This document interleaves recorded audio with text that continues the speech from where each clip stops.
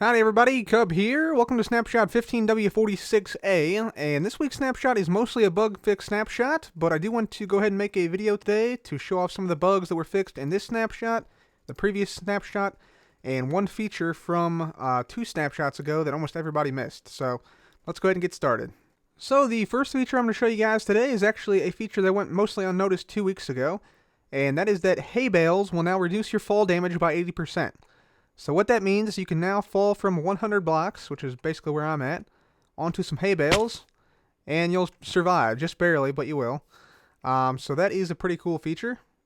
The recipe for a notch apple has been removed, and you can now only find these in dungeon chests and temples. And also the overpowered achievement has changed from obtain a notch apple to eat a notch apple. So one important bug fix is that mobs like zombies will now pathfind across lily pads, so your lily pad bridges are no longer safe. Another interesting change is that zombies can now walk up half slabs, as you'll see here. So his AI can now go over slabs and lily pads. Dispensers can now equip the elytra if you're standing in front of it and power it. You can also now place lingering potions into a brewing stand, or also splash potions into a brewing stand, just by using a hopper.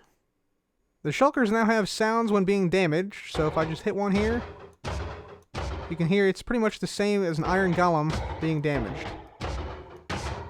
Different door types will now appear different colors on maps. So now onto some fixes in this week's snapshot. So first of all, the redstone hitbox has changed. So previously, the hitbox of redstone would cover the entire block face.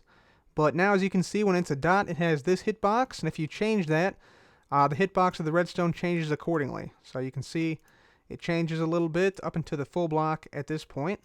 But yeah, the redstone works exactly the same way, it's just that the hitbox has changed.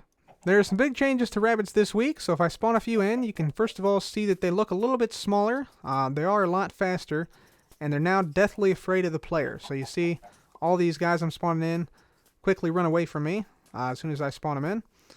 And also they drop their loot much more frequently, so they actually drop loot 4 times more often than they used to.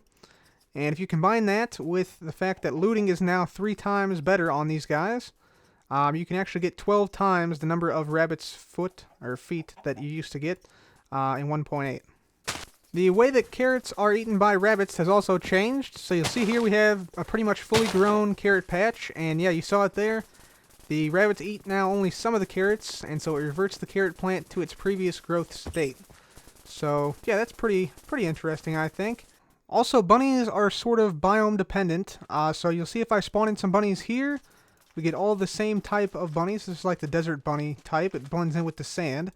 But if I come over here, you'll see that the bunny types are now all changed. So you get a couple different types of bunnies here in the plains. So yeah, that also applies to naturally spawned bunnies, so that's kind of cool. Another fix this week is that mobs can now no longer spawn on rails, so that's going to be really nice for like nether rail lines, for instance. Glass panes will now properly connect to ice blocks, whereas before they did not. One big change this week is that you can now sprint for as long as you want, and you won't stop after a certain distance or time. Also new this week, your face will no longer get swarmed with XP orbs, as now, as you can see, the XP is now attracted to your feet instead of your face. So that's pretty useful. Mobs can now move much more effectively through water, so now if I hold the wheat here, you see all the sheep coming in, and before they would just sort of bob there and not really move at all, so this is definitely a good change. Another fix this week is that comparators now accept all types of redstone inputs from the side, and that includes now redstone blocks. So that's it for me today, guys. Mojang is in full bug fixing mode now, so we should expect 1.9 probably within the next few weeks. So thanks for watching. This has been Cub Fan. Goodbye.